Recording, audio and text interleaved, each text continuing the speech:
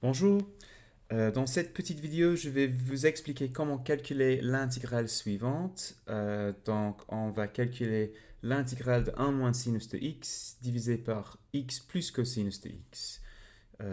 Alors, la première chose que moi je constate, c'est qu'en fait, la dénominateur ici, x plus cosinus de x, sa dérivée est égale à la numérateur.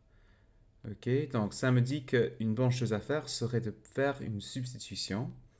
Donc mettons u de x égale à x plus cosinus de x, et ce qu'on vient constater, c'est que la dérivée de u de x la dérivée de u par rapport à x, c'est 1 moins sinus de x. Et donc j'ai la droite de remplacer dans notre intégrale 1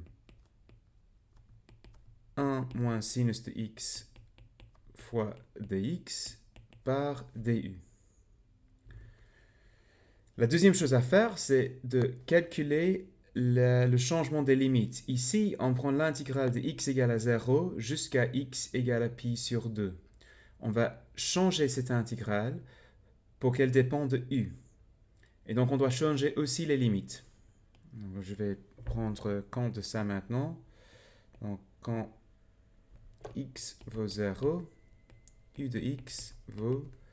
Donc, c'est 0 plus cosinus de 0. Le cosinus de 0 est 1. Et donc ça c'est 1. Et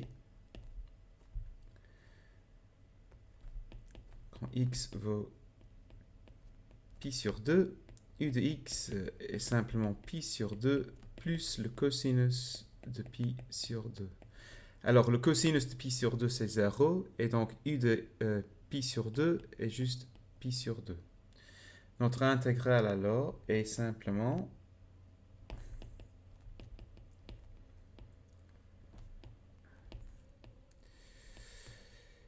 on prend l'intégrale de u égale à 1 jusqu'à u égale à pi sur 2, de quoi la numérateur est simplement du, et le dénominateur est u, et on reconnaît ça comme étant la dérivée de log de u de 1 à pi sur 2.